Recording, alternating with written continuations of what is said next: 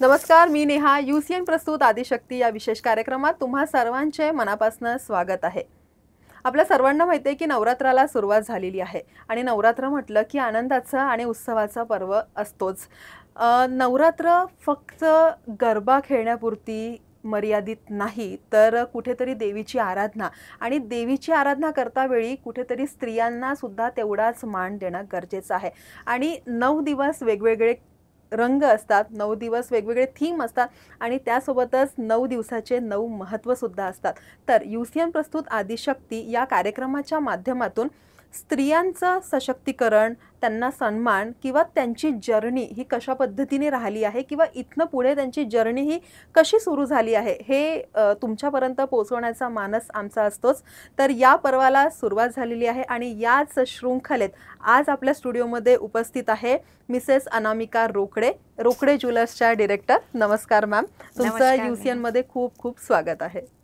जसं मी नुकतंच म्हटलं मॅम की नवरात्रीला सुरुवात झालेली आहे आणि नवरात्री म्हटलं की आनंदाचा आणि उत्सवाचा पर्व तर असतोच, पण त्यासोबतच स्त्रियांसाठी सुद्धा आनंदाचा हा पर्व असतो. आणि स्त्री सशक्तीकरण म्हटलं की आज फक्त चूल आणि मूल यापर्यंत स्त्री मर्यादित नाही, तर चंद्रावर सुद्धा गेलेली आहे. बरोबर. आणि नागपुराचा विचार केला आणि ज्वेलरी सेक्टरचा विचार केला तर सर्वात आधी नाव येतं ते म्हणजे रोकडे ज्वेलर्सचं. आणि आजची जर आम्ही म्हणजे एक परिस्थिती बघतो तर सरांच्या खांद्याला खांदा लावून तुम्ही जो बिझनेस सांभाळला आहे तो खरंच म्हणजे बोलावं तितकं कमी आहे. तर आपली सुरुवात कशी झाली, एक गृहिणी आणि आज बिझनेस विमेन म्हणून तुम्ही संपूर्ण नागपुरातच नाही तर महाराष्ट्रात सुद्धा आपलं नाव आहे, तर काय सांगाल याबद्दल?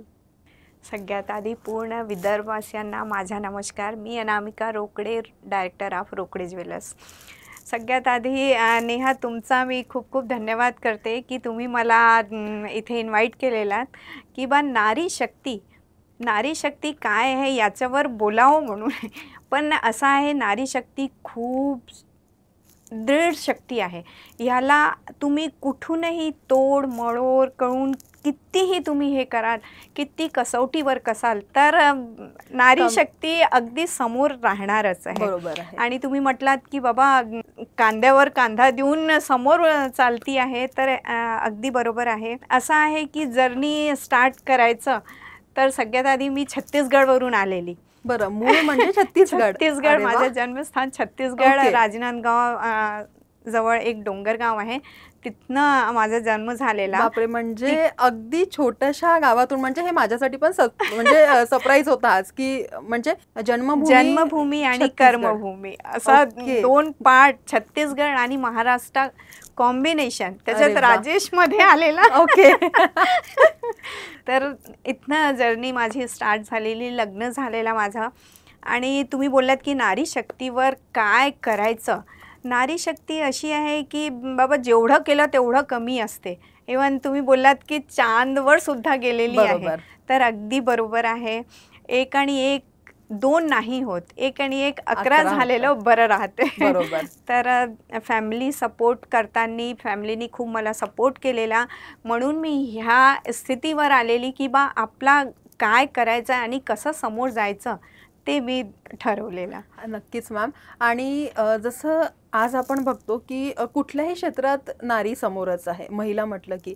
पण ज्वेलरी सेक्टर असं एक सेक्टर आहे जे खूप जास्त वास्ट आहे, म्हणजे लिमिटेशन नाही आहे तिथे. आणि आजची परिस्थिती बघतो तर आपल्या म्हणजे एवढ्या ब्रांचेस आहे आणि खरंच एवढ्या ब्रांचेस सांभाळणं इट्स म्हणजे लिटरली खूप मोठा टास्क आहे. तर काय अडथळे येतं? कारण बघा कसं आहे ना, आपण पहिली दुसरी आपण पायऱ्या चढत जातो, बरोबर. आपण डिरेक्ट 10वी किंवा 12वी पायरी नाही चढत.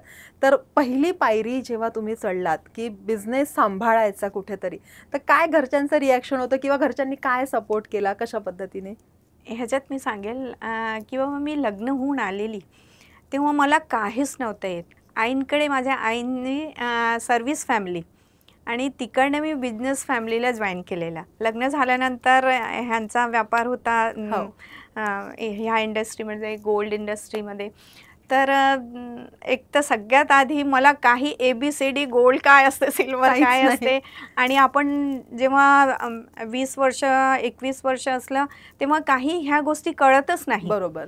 हे सगळं आता कळायला लागलेलं आणि आहे. आता तरी जनरेशन ही अपग्रेड झालेली आहे, पण झालेली जेव्हा आहे. तुमचं लग्न झालं होतं तो काळ एक थोडा वेगळा वेगळा होता. म्हणजे होता. कुठेतरी बाइंडिंग होतं घरच्यांपासून पण, की बाबा मुलगी बिझनेस म्हटलं की म्हणजे आताही शंका येतात की अगदी कुठे बरोबर. म्हणजे आणि आपण ज्या समाजात वावरतो की बिझनेस म्हटलं की कुठेतरी लोकांना क्लिक होतं की यार बिझनेस चालेल का, करणार का, होणार का असं. पण त्यावेळेस तुम्ही लग्न करून आल्या आणि बिझनेस म्हणजे घराण्यात तुमचं लग्न झालं, तर तो अनुभव कसा होता, म्हणजे काय वाटलं? एकदम एकदम वेगळा होता. सर्व्हिस लाईफवरून अगदी बिझनेस बिझनेस लाईफला लाईफवर. जॉईन केलेला. आणि सगळ्यात आधी जुनं सोनं काय असते, जुनं चांदी कशी घेतात हे ओके. काहीच कळत नव्हतं. सगळ्यात आधी हे लोक जायचे. आमचा एक फर्स्ट ब्रांच जी होती ती इतवारीत आहे. इतवारीत ह्याच नावाने आहे रोकडे ज्वेलर्स. हो. तर तिथे हे लोक जायचे आणि तिथे मग एकदा बाबांची तब्येत बिघडली आमची. तर बाबांची तब्येत बिघडली तर आम्ही महालचा शोरूम स्टार्ट केलेला, की बाबा वर राहणं होतं आणि खाली खाली शोरूम. बरोबर. तर त्या हिशोबाने मग खालीच बाबा बसायचे. तब्येत बरी नव्हती त्याच्यामुळे खाली बाबा बसायचे. तर बाबा बसायचे, बिलिंग करायचे, हे पण राहायचे. आणि तेव्हा आमचे छोटे दीर होते सारंग, ते अगदी शिकत होते. त्यांनी लॉ केलेला आहे, तेव्हा त्यावेळेला शिकत होते ते, म्हणून ते दुकानात जायचे नाही, बरोबर. शोरूमला जात नव्हते. तर मी थोडंसं बाबांच्या बाजूला बसायची फक्त ओके. आणि बघायची की बाबा नेमकं करतात करता काय. काय? तेव्हा आई पण नव्हते बसत आमचे. ओके. तर मी आणि आई हळूहळू तिथे बाबांच्या बाजूला बसायला लागलो. बघा, सोनं घ्यायला येतात आणि जुनं सोनं आहे ते पण द्यायला येतात, बरोबर. विकतात. हो. तर ते कसं घ्यायचं आणि कसं त्याला ठेवायचं किंवा हां, व्हॅल्यू काय द्यायची आपण? काय कसं काढायचं त्याचा हे सगळं कळायला पाहिजे ना. असं एकदम ओरली बोलल्याने काही नाही नाही, होत. बरोबर. जोपर्यंत तुम्हाला येत नाही तोपर्यंत तुम्ही काही करू शकत नाही. बरोबर. तर मी फक्त बघायची. बघितल्यानंतर थोडंसं बघता की काय करतात आहे, त्याच्याने स्टार्ट झालेली माझी जर्नी. की बाबांना मी विचारायची, बाबा हे कसं घेतलं तुम्ही. मग बाबांनी आपल्या बाजूला बसून मला शिकवलेलं. म्हणजे घरच्यांचा सपोर्ट हा अगदी अगदी अगदी महत्त्वाचा. अगदी महत्त्वाचं आहे. तुम्हाला अगर समोर जायचं असलं तर फॅमिली सपोर्ट शिवाय तुम्ही काही करू शकत नाही. बरोबर. आणि सगळं नवीन ना, म्हणजे एका छोट्याशा गावात आतापर्यंत राहिलेली व्यक्ती, शिक्षण पण तिथेच झालं. हो हो, बरोबर. राजनांदगावला सगळं झालेलं माझं. एकदम म्हणजे गावातनं नागपूरचा प्रवास हा सुरू झाला आणि प्रवासही असा छान सुरू झाला की अप अँड डाऊन जरी आले तरी पण आज या क्षेत्रामध्ये एक नावलौकिक तुम्ही केलेलं आहे. बरोबर. पण हल्ली आपण बघतो की आपण एकीकडे स्त्री सशक्तीकरणाचा गाजावाजा वाजवतो, म्हणजे पर्टिक्युलर आपण कुठल्याही पर्सनॅलिटीला किंवा याला आपण टार्गेट नाही करत आहे, पण 9 दिवस देवीचं आपण म्हणजे काय म्हणते दर्शन घेतो सगळेच जण, कुठेतरी त्यांचं नामस्मरण करतो. अगदी पण बरोबर. एकीकडे मात्र नाण्याच्या जशा 2 बाजू असते तशीच दुसरी बाजू म्हणजे आजही स्त्री सुरक्षित नाही. तर यावर काय वाटतं, म्हणजे तुम्हाला काही अनुभव आले आहे का असे की यार कुठेतरी स्त्री आजही म्हणजे स्त्रियांना मागे बघितल्या जाते किंवा कुठेतरी पाय खेचले जाते स्त्रियांचे? ते तर अगदी बरोबर आहे. फॅमिली सपोर्टशिवाय काही होत नाही. फॅमिलीने तुम्हाला जर सपोर्ट केलेला तुम्ही खूप वरपर्यंत जाऊ शकता. बरोबर. आणि फॅमिली सपोर्ट नसल्यामुळे मग तुम्ही काय, लग्न झाल्यानंतर मुलं होतात, फॅमिली सांभाळायचं होतं, घर सांभाळायचं असते तुम्हाला. एक म्हणजे मुलगी म्हणून तुम्ही घरी असा, त्याच्यानंतर तुमचं लग्न होते, हो. मग सून म्हणून तुम्ही येता, बरोबर. सून नंतर आई बनता, हो. आई नंतर मग आजी पूर्ण ते ती म्हणजे लाईफच सर्कल तो चालतच असतो. हां. तर ह्या सगळ्या गोष्टी सांभाळून मग बिझनेसकडे वळावं लागतं. तिकडे सपोर्ट चांगला मिळाला तुम्हाला तरच तुम्ही समोर ग्रो करू शकतो. बरोबर. ही अशी जर्नी असते एक स्त्रीची. बरोबर. का बरं, स्त्रीला कुठे ना कुठे ह्या सगळ्या गोष्टी बघा, किचनमध्ये पण तुम्हाला सगळं व्यवस्थित पाहिजे असते, तरच तुम्ही नवऱ्याला खुश ठेवू शकतो. बरोबर आहे.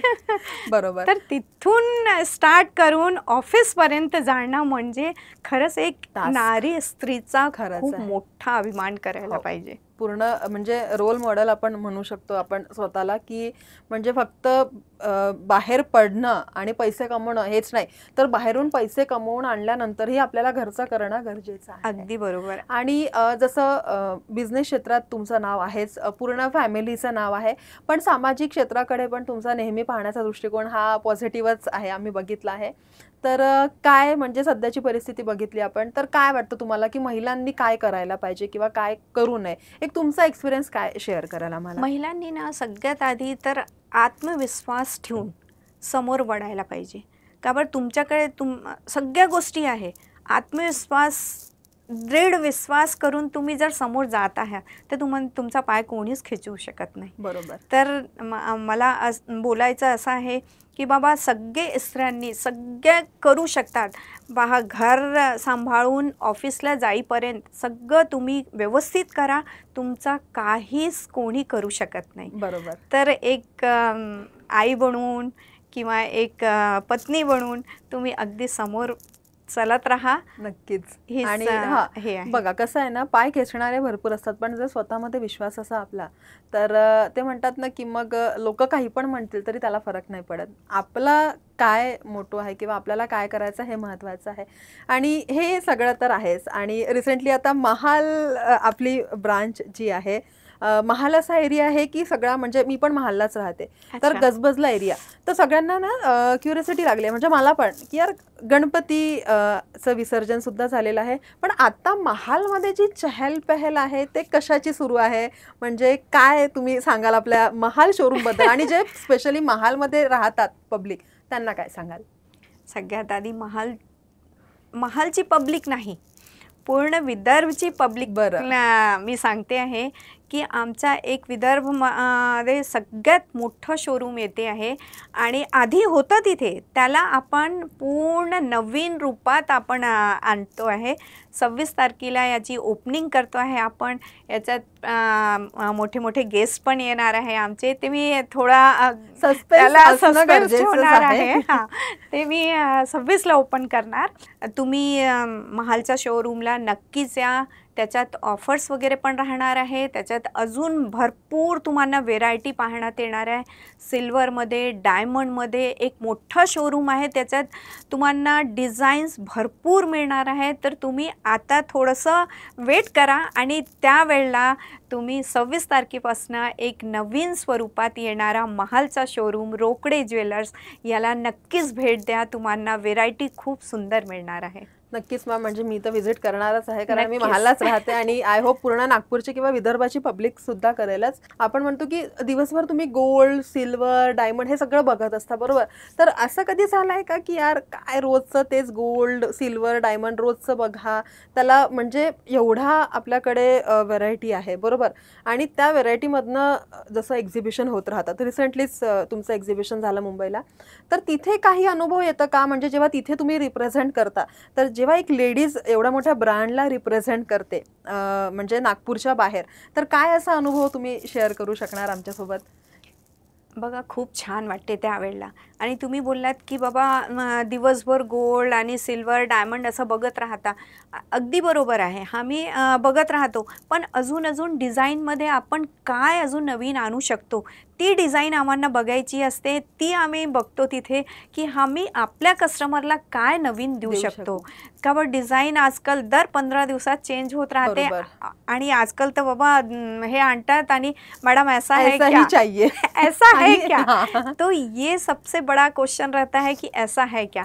तर त्याच्यासाठी आम्ही बिलकुल प्रयत्न करतो की आमचे कस्टमरला, रोकडे ज्वेलर्सचे जे कस्टमर आहे, आमचे कस्टमर, त्यांना आम्ही नवीन डिझाईन देऊ शकू. आणि त्याच्यासाठी आम्ही खूप मेहनत करतो.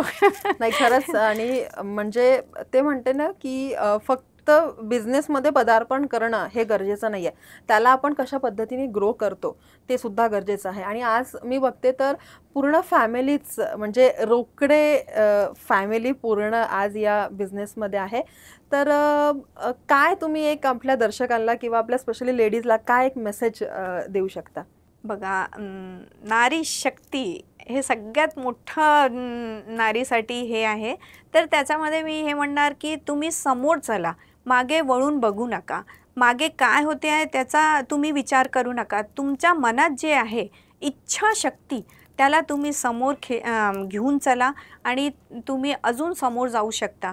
त्याच्यात तुम्ही मागे वळायची काही गरज नाही आहे. आणि मी सगळ्यांना हेच म्हणणार आहे की बाबा सगळे प्रॉब्लेम्स येतात, असं नाही की प्रॉब्लेम नाही आहे. की मोठा व्यक्ती जर असला त्याच्यातही प्रॉब्लेम्स आहे.